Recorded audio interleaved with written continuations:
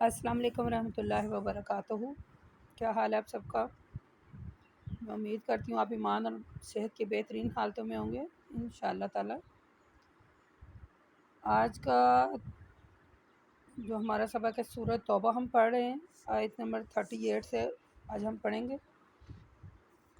نحمدہ و نصلی علی رسولہ الکریم، اما بعد، فاعوذ باللہ السمیع العلیم من الشیطان الرجیم من ہمزہ ونفخہ ونفثہ۔ بسم اللہ الرحمن الرحیم۔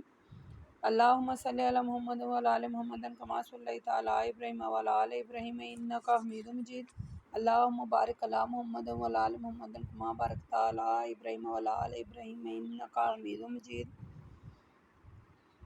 رب زدنی علما، رب زدنی علما، رب زدنی علما۔ یا ایھا الذین آمنوا ما لکم اذا قیل لکم انفروا فی سبیل اللہ، یعنی اللہ تعالیٰ کہتے ہیں یا ایھا الذین آمنوا، اے ایمان والو تمہیں کیا ہو گیا ہے کہ جب تم سے اللہ کے راستے میں نکلنے کے لیے کہا جاتا ہے تو تم زمین کی طرف جھک جاتے ہو؟ کیا تم نے آخرت کے مقابلے میں دنیا کو پسند کر لیا ہے؟ دنیا کی زندگی آخرت کے مقابلے میں بہت ہی کم ہے، ٹھیک ہے۔ پھر آگے اللہ تعالیٰ اگلی آیت میں ایمان والوں کو ہائی لائٹ کر رہے ہیں، اے ایمان والوں اگر تم اللہ کے راستے میں جنگ کرنے کے لیے نہیں نکلو گے تو اللہ تم کو دردناک عذاب دے گا اور تمہارے علاوہ کسی اور قوم کو تمہاری جگہ لے آئے گا، اور تم اللہ کا کچھ بھی نہیں بگاڑ سکتے۔ اللہ سب کچھ کر سکتا ہے اس لیے کہ وہ ہر چیز پر قادر ہے، اور اگر تم رسول کی مدد نہیں کرو گے تو اللہ ان کی اس وقت کی بھی مدد کر چکا ہے جب ان کو کافروں نے مکے سے نکالا تھا۔ اس وقت وہ صرف 2 ہی آدمی تھے، یہ بریکٹ میں لکھیں گے، اللہ کے رسول صلی اللہ علیہ وسلم ان میں سے 2 تھے، یعنی بہت ہی بے سر و سامان کا عالم تھا۔ وہ دونوں ایک غار میں چھپے ہوئے تھے، تو اس وقت جب ان کے ساتھی پریشان سے نظر آ رہے تھے تو انہوں نے اپنے ساتھی کو تسلی دی اور اسے کہا ڈرو نہیں، اللہ ہمارے ساتھ ہے۔ پھر اللہ نے اپنی تسکین نازل فرمائی اور ان کو ایسے لشکروں کی مدد دی جو تم کو نظر نہیں آتے تھے۔ انفروا خفا وثقالا وجاہدوا باموالکم وانفسکم فی سبیل اللہ ذالکم خیر لکم ان کنتم تعملون، ٹھیک ہے۔ اسی طرح اللہ نے کافروں کی بات کو یعنی کہ پیچھے ڈال دیا، اور اللہ کی بات بلند ہوئی، اور بات تو اللہ ہی کی بلند ہے، اللہ کا اللہ حکمت والا ہے۔ اور اے ایمان والو، خواہ تم ہلکے پھلکے ہو یا ہتھیار لے کر پھرے ہو، یا یعنی اگر تمہارے پاس ہتھیار ہے یا نہیں ہے، یا تم خالی ہو، ہر حال میں جنگ کے لیے نکلا کرو اور اللہ کے راستے میں اپنا مال اور اپنی جان سے جہاد کرو، اگر تم یہ سمجھو تو تمہارے لیے بہتر ہے۔ یعنی اللہ کے رسول صلی اللہ علیہ وسلم نے مومنین کو جنگ تبوک کے لیے یعنی ابھارا، تو منافقین جو تھے وہ جنگ سے پہلے تو ہی اختیار کرنے لگے مختلف بہانے، جیسے ہم پیچھے پڑھتے آ رہے ہیں۔ تو پھر اللہ تعالیٰ نے یہ آیت نازل کر کے انہیں بتایا کہ کیا تم مثلا اللہ کے راستے میں تمہیں نکلنے کے لیے کہا جا رہا ہے تو تم بہانے تلاش کر رہے ہو اور دنیا کی زندگی کو پسند کر رہے ہیں، جبکہ دنیا کی زندگی کا فائدہ تو بہت تھوڑا ہے۔ ہم نے سورۃ نساء میں پڑھا تھا آیت نمبر 77 میں، اس میں بھی دیکھیے گا، ایک حدیث میں آپ کو اس کے بارے میں سناؤں، صحیح مسلم کی ہے۔ اللہ کے رسول صلی اللہ علیہ وسلم فرماتے ہیں اللہ کی قسم دنیا اور آخرت کے مقابلے میں مثل اس کی انگلی کے ہے کہ تم میں سے کوئی اسے سمندر میں ڈالے پھر دیکھے کہ وہ کتنا پانی لے کے لوٹی ہے، یعنی آخرت سمندر کے مثل ہے اور دنیا انگلی کی تری کے مثل ہے، ٹھیک ہے۔ اسی طرح سورۃ مائدہ میں ہم نے آیت نمبر 54 میں اس کے بارے میں پڑھا۔ تو بات یہ کہ ہم جنگ کے بارے میں پڑھے ہیں، اس صورت میں ہم نے مختلف جنگوں کے بارے میں پڑھا، اور احادیثیں بھی میں نے آپ کے سامنے یہاں سے رکھی کہ اللہ تعالیٰ کیا حکم دے رہا ہے۔ اللہ تعالیٰ نے ہمیں مختلف یعنی کہ مختلف زاویوں سے، اور پھر اللہ نے سب سے بڑی بات جو مجھے اس میں یہ پسند آئی کہ اللہ نے کہا کہ میں تمہاری مدد کروں گا، یعنی اگر تم تھوڑے ہو، تمہارے پاس کچھ بھی نہیں ہے، تو تم مثلا میں تمہاری مدد کروں گا، تم جنگ کے لیے نکلو، ٹھیک ہے۔ یعنی لڑائی کے لیے نکلنے کا حکم دیا اللہ تعالیٰ نے، اور اللہ تعالیٰ نے حکم دیا تو فوراً نکل پڑے، بہانے نہ تلاش کریں، یعنی اللہ کی راہ میں جہاد کریں، دنیا کو چھوڑ دیں۔ دنیا کی مثال جو ہے وہ بھی میں نے آپ کو ایک حدیث کی صورت میں سنائی، لو کانا آرازن قریباً و سفراً قاصداً، یعنی پھر دیکھیں اللہ تعالیٰ آگے آیت نمبر، اس آیت میں اللہ کہہ رہے ہیں، اے رسول اگر فائدہ جلد ملنے والا ہوتا اور سفر کی آخری منزل کا فاصلہ درمیانے درجے کا ہوتا تو یہ منافق ضرور آپ کے ساتھ جہاد میں شریک ہوتے، لیکن ان کو مسافت بہت دور اور تکلیف دہ نظر آئی۔ اب یہ لوگ عن قریب اللہ کی قسمیں کھا کر کہیں گے ہم میں سفر کی استطاعت نہیں ہے۔ اگر ہمیں سفر کی استطاعت ہوتی تو ہم ضرور نکل کھڑے ہوتے۔ یہ ان کی باتیں ہیں، ٹھیک ہے، یہ تو آپ اپنے آپ کو ہلاک کر رہے ہیں، تو اللہ کو تو معلوم ہے کہ یہ جھوٹے ہیں۔ اے رسول صلی اللہ علیہ وسلم اللہ آپ کو معاف کرے، اور آپ نے، اے رسول صلی اللہ علیہ وسلم اللہ آپ کو معاف کرے، آپ نے منافقین کی لڑائی پر نہ جانے کی اجازت کیوں دی؟ اگر آپ اس وقت تک اجازت کو مؤخر کر دیتے جب تک کہ سچے آپ پر ظاہر نہ ہو جاتے اور جھوٹوں سے آپ واقف نہ ہو جاتے تو کتنا اچھا ہوتا۔ اللہ کے رسول صلی اللہ علیہ وسلم جو لوگ اللہ اور یوم آخرت پر ایمان رکھتے ہیں وہ تو آپ سے اجازت نہیں مانگتے اپنا مال، اپنی جانوں کے ساتھ جہاد نہ کریں۔ متقی لوگ ایسی اجازت نہیں طلب کرتے، اللہ متقیوں سے خوب واقف ہے۔ لڑائی پر نہ جانے کی اجازت تو وہی لوگ مانگتے ہیں جو اللہ پر ایمان نہیں رکھتے اور نہ آخرت پر، ان کے دلوں میں کیا ہے؟ شک ہے۔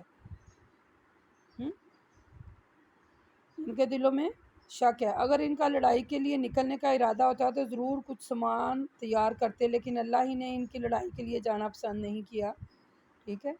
اور ان سے یہ کہہ دیا کہ اگر تم لوگوں کے ساتھ بیٹھے ہو جو کسی عذر کی وجہ سے لڑائی پر نہیں جا سکتے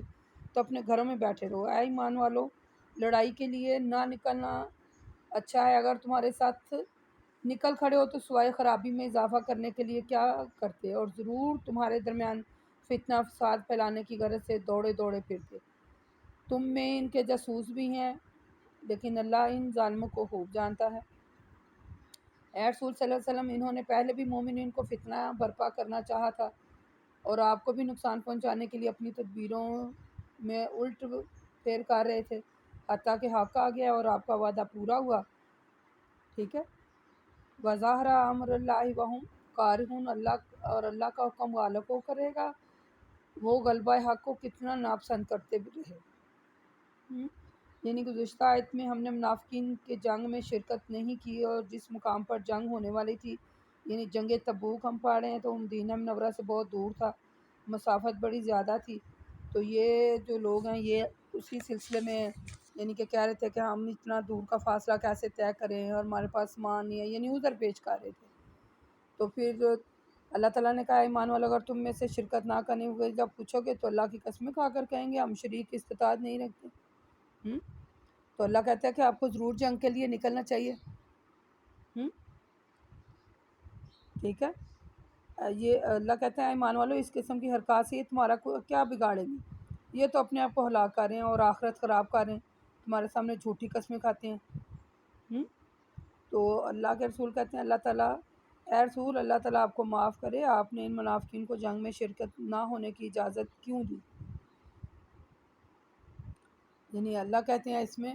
کہ پہلے یہ لوگ ظاہر ہو جاتے کہ کون لوگ سچے ہیں اور کون جانا چاہتے ہیں۔ اس کا یہ جو جنگ ہے اور یہ جو اللہ تعالیٰ نے جنگ میں جانے کا حکم، ہم نے سورۃ مائدہ میں پیچھے ہم نے تھوڑا ان کے بارے میں پڑھتے آئے ہیں، اس لیے میں اب تھوڑی سی آپ کے سامنے تفسیر رکھتی ہوں، زیادہ ترجمہ پڑھ رہی ہوں کیونکہ یہاں مختلف جنگوں کا ذکر ہے اور پھر اللہ تعالیٰ بار بار ہمیں حکم دے رہے ہیں،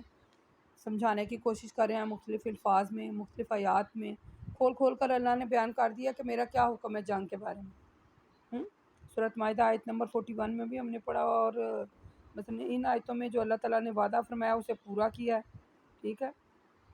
تو جہاد کے لیے نکلنے کے لیے، خواہ جہاد کے لیے نکلنا کتنے مشقت طلب کیوں نہ ہو، کوئی بہانہ تلاش نہ کریں، اپنے مال سے اپنی جان سے اللہ تعالیٰ کے راستے میں جہاد کریں، ٹھیک ہے، صدقے دل سے تیاری کیجیے، منافقین سے ہوشیار رہیے، پہلے جانیے کون بندہ منافق ہے کون نہیں۔ وَمِنْهُمْ مِنْ يَقُولُ، پھر اللہ تعالیٰ آگے کہتے ہیں اے رسول صلی اللہ علیہ وسلم ان میں سے بعض ایسے بھی شخص ہیں جو آپ سے کہتے ہیں مجھے فتنے میں نہ ڈالیے، مجھے تو اجازت ہی دے دیجئے، خبردار ہو جاؤ، اس قسم کے لوگ پہلے ہی فتنے میں مبتلا ہیں۔ اور دوزخ تمام کافروں کو گھیرے ہوئے ہے، یہ بھی کافر ہیں، لہذا بچ کر کہاں جائیں گے۔ ان تصیبک حسنۃ تسؤہم وان تصیبک مصیبۃ یقولوا قد اخذنا امرا من قبل۔ اے رسول صلی اللہ علیہ وسلم، اگر آپ کو کوئی برائی پہنچتی ہے جو ان کو ناگوار گزرتی ہے تو آپ ان کو کوئی تکلیف پہنچتی ہے تو کہتے ہیں کہ ہم تو پہلے ہی اس سے بچنے کا انتظام کر لیا ہے۔ ٹھیک ہے، وہ کہتے ہیں ہمیں تو ہرگز کوئی تکلیف نہیں پہنچ سکتی مگر وہی جو اللہ نے ہمارے لیے لکھ دی ہے، وہی ہمارا مددگار ہے، اور اسی پر ہم ایمان والوں کو بھروسہ رکھنا چاہیے۔ ٹھیک ہے، اللہ تعالیٰ کہتے ہیں کل حل ترابصون بنا الا احدی الحسنین۔ پھر اللہ کہتے ہیں اے رسول صلی اللہ علیہ وسلم، آپ کہہ دیجئے کہ تم ہمارے لیے کس بات کے منتظر رہے، دو بھلائیوں میں سے ایک بھلائی کے لیے فتح یا شہادت۔ ٹھیک ہے، اور ہم تمہارے لیے صرف اس بات کا منتظر رہے کہ اللہ تم پر اپنے پاس سے کوئی عذاب بھیج دے یا ہمارے ہاتھوں میں سے تم کو کوئی سزا دلوائے، تو بس تم انتظار کرو، ہم بھی تمہارے ساتھ انتظار کر رہے ہیں۔ یعنی اللہ تعالیٰ نے جنگ کے سلسلے میں منافقین کی حالت بیان کرتے ہوئے اس آیات میں کہا کہ اے رسول صلی اللہ علیہ وسلم، ان میں سے بعض شخص آپ سے کہتے ہیں کہ مجھے تو جنگ میں جانے کی اجازت دیں، تو وہ فتنہ کرتے ہیں، یعنی وہ فتنے میں مبتلا ہوتے ہیں۔ تو ایسا نہ ہو کہ آزمائش میں مثلا وہ اللہ کے غضب کا مستحق بندہ ہو جاتا ہے کہ جو فتنہ فساد پھیلانے کی نیت سے ایسا کہ تو اللہ کہتے ہیں خبردار ہو جاؤ، یہ پہلے ہی فتنہ اور آزمائش میں مبتلا ہیں، جنگ میں نہ جانے کے لیے ہیلے بہانے تلاش کر رہے ہیں۔ ٹھیک ہے، تو جب ان سے کہا جاتا ہے کہ گھر سے نکلیں تو کوئی نہ کوئی عذر، کوئی نہ کوئی باتیں بیان کرتے رہتے ہیں۔ اس کے سلسلے میں ہم نے سورۃ آل عمران آیت نمبر 156 میں، سورۃ نساء آیت نمبر 72 میں، اور سورۃ آل عمران 154 میں بھی ہم نے اس کے بارے میں بڑی وضاحت سے پڑھا، یعنی کہ جنگوں کے بارے میں۔ تو ہمیں ہر حال میں اللہ تعالیٰ پر بھروسہ کرنا چاہیے، جس بات کا حکم دیا گیا ہے اس بات کو ماننا چاہیے، اور جن باتوں سے منع کیا گیا ہے وہ کام نہیں کرنے چاہیے۔ کلو انفقوا طوعا کرہا لن یقتلب منکم انکم کنتم قوما فاسقین وما منعهم ان تقبلوا منهم نفقاتهم الا انهم کافروا باللہ وبرسولہ ولا یاتون الصلاۃ۔ اللہ کہتے ہیں اے رسول صلی اللہ علیہ وآلہ وسلم، ان سے کہہ دیجئے کہ اللہ کی راہ میں خوشی سے خرچ کرو یا ناخوشی سے، تم سے ہرگز کوئی صدقہ قبول نہیں کیا جائے گا محض اس لیے کہ تم فاسق ہو، اور ان کے صدقات قبول کرنے سے کوئی کوئی فائدہ نہیں، ماسوائے اس کے کہ یہ لوگ اللہ اور اس کے رسول کا انکار کرتے ہیں۔ نماز کو آتے ہیں تو اسی طرح گویا بڑے تھکے ماندے، اور جو کچھ بھی خرچ کر رہے ہیں تو ناخوشی سے ہی خرچ کرتے ہیں۔ اے رسول صلی اللہ علیہ وسلم، ان کے مال اور ان کی اولاد آپ کو تعجب میں نہ ڈال دیں، اللہ تو یہ چاہتا ہے کہ ساری دنیا کی زندگی میں آپ یعنی اللہ تو یہ چاہتا ہے کہ ان کے ذریعے دنیا کی زندگی میں ان کو عذاب میں مبتلا کرے اور ان کی جان نکلے تو اس حال میں کہ وہ کافر ہو۔ یہ لوگ اللہ کی قسمیں کھاتے ہیں اور وہ تم میں سے، حالانکہ وہ تم میں سے نہیں ہیں، یہ لوگ ڈرپوک لوگ ہیں، وہ تمہارے سامنے اپنے کفر کا اقرار نہیں کرتے۔ اگر انہیں کوئی پناہ کی جگہ مل جائے یا کوئی غار مل جائے یا زمین تو داخل ہونے کی جگہ کوئی بھی مل جائے تو سرکشی کرتے ہیں، فوراً اسی طرف چلے جاتے ہیں۔ اللہ تعالیٰ بچائے، یعنی منافقین کو اللہ تعالیٰ کے راستے میں خرچ کرنا بہت ناگوار تھا۔ ٹھیک ہے، تو پھر اللہ نے کہا ہے کہ اگر یہ یعنی کہ ناخوشی سے خرچ کر رہے ہیں تو اللہ کے راستے میں جو کچھ بھی یہ کر رہے ہیں، منافق جو لوگ ہیں، ان کا کوئی کچھ بھی قبول نہیں ہوگا، کیونکہ یہ لوگ کافر ہیں، فاسق ہیں۔ بات یہ کہ اس آیت میں اللہ نے منافقین کے صدقات کے نامقبول ہونے کی مدرجہ ذیل سبب بھی بتائے ہیں، یعنی اللہ تعالیٰ اور اس کے رسول صلی اللہ علیہ وسلم پر ایمان نہ لانا، نماز کاہلی کے ساتھ ادا کرنا، دل کی خوشی سے صدقہ نہ دینا۔ یعنی اس آیت سے تو ایسے معلوم ہو رہا ہے کہ یہ تینوں چیزیں صدقات کے قبول ہونے کی شرطیں ہیں، کیونکہ منافقین میں یہ تینوں چیزیں نہیں تھیں، اور ان کے پھر صدقے کیسے قبول ہوتے؟ ہم نے جیسے سورۃ مائدہ میں پڑھا تھا آیت نمبر 27 میں کہ آدم علیہ السلام کے بیٹے نے کہا اللہ تو بس متقیوں کی قربانی قبول کرتا ہے۔ سورۃ بقرہ میں بھی ہم نے اس کے بارے میں پڑھا، آیت نمبر 255 میں دیکھ لیجئے گا۔ پھر یعنی کہ ان کا زیادہ ذکر سورۃ بقرہ میں ہم پڑھ رہے ہیں، آیت نمبر 14 میں بھی دیکھ لیجئے گا، آیت نمبر 272 میں بھی دیکھ لیجئے گا، آپ کو اس کے بارے میں مل جائے گا۔ یعنی اللہ بار بار کہہ رہے ہیں جو مال تم خرچ کرتے ہو اس کا پورا بدلہ دیا جائے گا اور تم پر کسی قسم کا ظلم نہیں ہوگا۔ یعنی کہ جو مال ہم اللہ کے راستے میں خوشی سے خرچ کرتے ہیں اس کا اجر ہمیں پورا ملے گا۔ یعنی اللہ تعالیٰ کے راستے میں اپنا مال خرچ کرنے سے پہلے ایمان لانا بھی ضروری ہے، ٹھیک ہے، نماز پڑھنا اور دل کی خوشی سے اس بات کو قبول کرنا، ٹھیک ہے۔ وَمِنْهُمْ، پھر آگے اللہ تعالیٰ جو ہے نا وہ صدقات کے بارے میں یہ آیات ہیں کہ اللہ کہتے ہیں اے رسول صلی اللہ علیہ وسلم ان میں سے بعض ایسے بھی لوگ ہیں جو تقسیم صدقات کے سلسلے میں آپ پر ناانصافی کا الزام لگاتے ہیں۔ اگر صدقات میں سے ان کی مرضی کے مطابق مل جائے تو وہ خوش ہوتے ہیں، اور اگر ان کی مرضی کے مطابق ان کو نہ دیا جائے تو وہ ناراض ہوتے ہیں۔ یعنی اگر وہ اتنے ہی مال سے راضی ہو جائیں جو ان کو اللہ اور اس کے رسول نے دیا تو کہتے ہیں کہ اللہ ہمارے لیے کافی ہے، اللہ اپنے فضل سے اور رسول صلی اللہ علیہ وسلم پھر کبھی ہمیں اور دیں گے، ہم تو اللہ ہی سے امید لگائے بیٹھے ہیں اللہ تو ان کے لیے بہتر ہوتا۔ صدقات تو بس فقروں کے، یعنی کہ صدقات جو بس ہیں وہ مسکینوں کے لیے ہیں، فقیروں کے لیے ہیں، صدقات وصول کرنے والوں کے لیے ہیں، ان لوگوں کے لیے جن کو تکلیفیں وغیرہ ہو، یعنی غلاموں کو آزاد کرانے کے لیے، قرض داروں کے لیے ہیں، اللہ کے راستے میں خرچ کرنے کے لیے اور مسافروں کے لیے ہیں۔ یہ اللہ تعالیٰ کی طرف سے فرض ہے، اللہ خوب جاننے والا اور حکمت والا، ٹھیک۔ وفی سبیل اللہ وابن السبیل فریضۃ من اللہ واللہ علیم الحکیم۔ یعنی اس آیت کا میں یہ جو آیت میں گزری ہے، آیت کے سیاق و سباق سے ایسا معلوم ہوتا ہے کہ اللہ کے رسول صلی اللہ علیہ وسلم جب صدقات تقسیم کرتے تو بعض منافقین اس قسم کے اعتراض کرتے، یہ جو بھی میں نے آپ کو بتایا ہے، یعنی وہ اعتراض کرتے ہیں صدقات تو ان کے لیے، یعنی اللہ تعالیٰ فرماتا ہے کہ منافقین میں سے بھی ایسے لوگ ہیں جو صدقات کی تقسیم کے معاملے میں محض اس وجہ سے ان سے کچھ نہیں ملتا کہ آپ ناانصافی کا الزام لگاتے ہیں۔ دیکھ لیں کہ یہ جو اس کے بارے میں ایک حدیث آپ کو سناتی چلوں، صحیح مسلم کی حدیث ہے،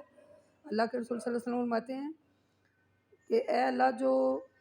تو دے دے تو اسے کوئی روکنے والا نہیں، اور جو تو روک لے تو اسے کوئی دینے والا نہیں۔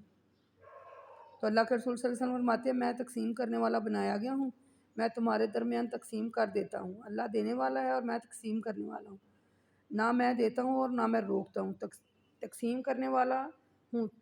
میں تو وہاں رکھ دیتا ہوں جہاں رکھنے کا مجھے حکم دیا گیا ہے۔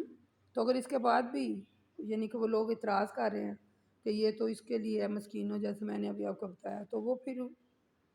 مثلا ان کی اپنی مرضی ہے کافروں کی کہ کیا وہ سوچتے ہیں،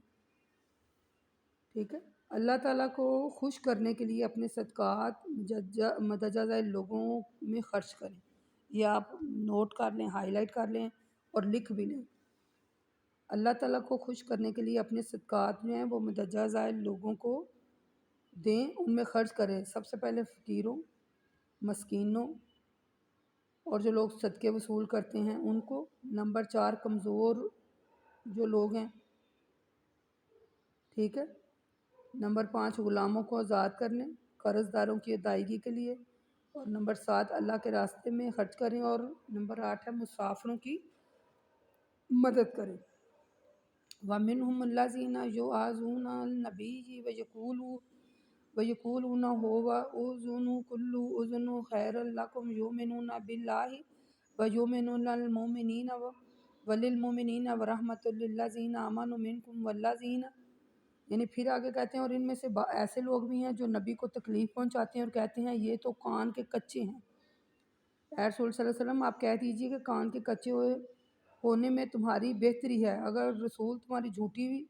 سچی باتوں کو تسلیم نہ کرے تو پھر تمہیں بڑی مشکل پیش آتی ہے، اور وہ تم کو سخت سے سخت سزا دے کر تمہیں ٹھیک کر دیتے ہیں۔ ان کے درگزر کے معنی یہ ہے کہ انہیں تمہارے باتوں پر یقین ہوتا ہے، یعنی تو پھر بھی تمہیں بڑی مشکل پیش آتی ہے، اور وہ تم کو سخت سے سخت سزائیں دے کر بھی تمہیں ٹھیک کر دیتے ہیں۔ ان کے درگزر کے معنی یہ نہیں ہے کہ تمہاری باتوں پر یقین نہیں ہوتا، یقین تو انہیں اللہ کی باتوں پر ہوتا ہے بس، مومن ان کی باتوں پر ہوتا ہے۔ اور تم میں سے جو لوگ ایمان لائے ہیں اور ان کے لیے تو وہ رحمت ہے، جو لوگ اللہ کے رسول صلی اللہ علیہ وسلم کو تکلیف پہنچاتی ہیں ان کے لیے دردناک عذاب ہے۔ ٹھیک ہے، اے ایمان والو، منافقین تمہارے سامنے اللہ کی قسمیں کھاتے ہیں تاکہ تم خوش ہو جاؤ، حالانکہ اگر وہ مومن ہوتے تو ان کے لیے اللہ رزق کا رسول زیادہ مستحق ہے کہ انہیں خوش کیا جائے۔ تو انہیں کیا معلوم ہے جو شخص اللہ اور اس کے رسول کی مخالفت کرے گا تو اس کے لیے کیا ہے، فَإِنَّ لَهُمْ نَارًا جہنم خالدًا فِيهَا ذَلِكَ الْخِزْيُ الْعَظِيمُ، تو اس کے لیے جہنم کی آگ ہے جس میں وہ ہمیشہ رہیں گے، اور یہ بہت بڑی ذلت ہے۔ یعنی اللہ تعالیٰ نے گزشتہ آیت میں منافقین کے بہت سے خصائل کا بیان کیا ہے، مثلا وہ جھوٹے ہیں، بہانے بناتے ہیں، لڑائی میں نہیں جانتے، اور فتنہ فساد برپا کرتے ہیں، نقصان پہنچاتے ہیں مسلمانوں کو، ٹھیک ہے، اور کاہلی کے ساتھ نماز پڑھنا، بے ادبی کرتے ہیں، اور اپنا مال خرچ کرنے میں خرچ نہیں کرتے، مثلا ایسے ہی دکھاوے کے لیے جو خرچ کرتے ہیں، اگر کرتے بھی ہیں تو جھوٹی قسمیں کھاتے ہیں، اور جھوٹی قسمیں کھا کر اپنی وفاداری کا یقین دلانا، ٹھیک ہے، اور کبھی صدقات کی تقسیم میں اللہ کے رسول صلی اللہ علیہ وسلم پر ناانصافی کا الزام، یہ سب آیات جو ہیں یہ ان کی خصلتیں بیان کر رہے ہیں اللہ تعالیٰ ان میں، ٹھیک ہے۔ تو اللہ تعالیٰ اور اس کے رسول کو صبر اور تحمل کا حکم دیا گیا کہ آپ صبر اور تحمل کریں، کیونکہ آپ سراسر رحمت للعالمین ہیں۔ تو ہمیں اللہ تعالیٰ سے دعا کرنی چاہیے کہ اللہ تعالیٰ جو ہمیں حکم دے رہے ہیں، اللہ جو تمہارا حکم مل رہا ہے ہمیں، یا اللہ پاک اس پر عمل کرنے کی توفیق عطا فرما، ٹھیک ہے، اور ہمیں دوزخ کے عذاب سے بچا، اور ہمیں ہر جو تمہارا حکم ہے اس پر یعنی کہ اپنا جان اور مال اور اپنا سب کچھ اس پر قربان کر دینا جو ہے، وہ ہمارے دل میں ایسا ڈر پیدا کر کے جب بھی تیرا حکم آئے، تیرا ڈر اتنا ہمارے دل میں تو فوری طور ہم ہر چیز قربان کر دیں تیرے راستے میں۔ وَمَا إِلَيْنَا إِلَّا الْبَلَاغُ الْمُبِينُ۔ اللہ پاک جو مجھے پڑھنے میں غلطیاں ہو رہی ہیں یا مجھ سے کوئی بھول چوک ہو جائے، پڑھنے میں کوئی مسٹیک ہو جائے، یا اللہ تو مجھے معاف کر دینا۔ وَقُولُوا قَوْلِي هَٰذَا لِأَسْتَغْفِرَ اللَّهَ أَسْتَغْفِرُ اللَّهَ أَسْتَغْفِرُ اللَّهَ۔ السلام علیکم ورحمۃ اللہ وبرکاتہ۔